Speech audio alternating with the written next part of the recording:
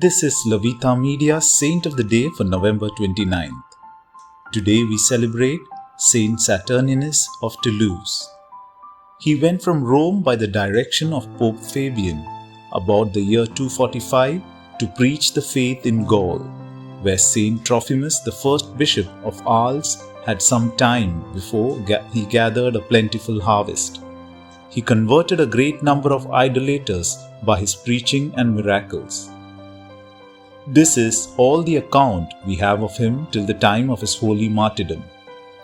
The author of his Acts, who wrote about 50 years after his death, relates that he assembled his flock in a small church, and that the Capitol, which was the chief temple in the city, lay in the way between that church and the saint's habitation. In this temple, oracles were given, but the devils were struck dumb by the presence of the saint as he passed that way. The priests spied him one day going by and seized and dragged him into the temple, declaring that he should either appease the offended deities by offering sacrifice to them or expiate the crime with his blood. Saturninus boldly replied, "I adore only one God, and to him I am ready to offer a sacrifice of praise.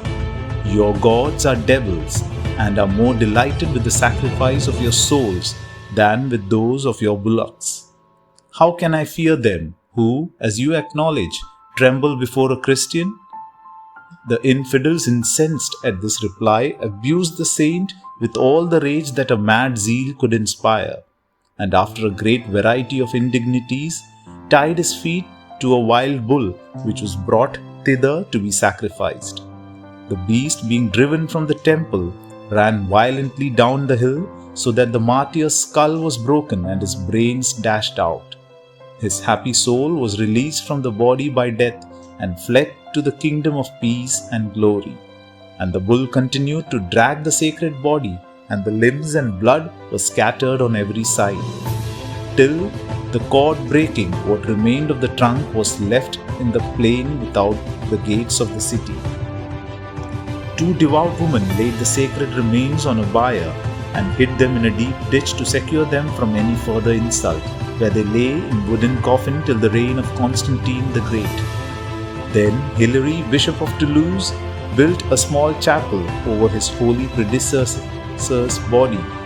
Silvus, Bishop of that city, towards the close of the 4th century, began to build a magnificent church in honor of the martyr, which was finished and consecrated by his successor Exuperus, who with great pomp and piety translated the venerable relics into it.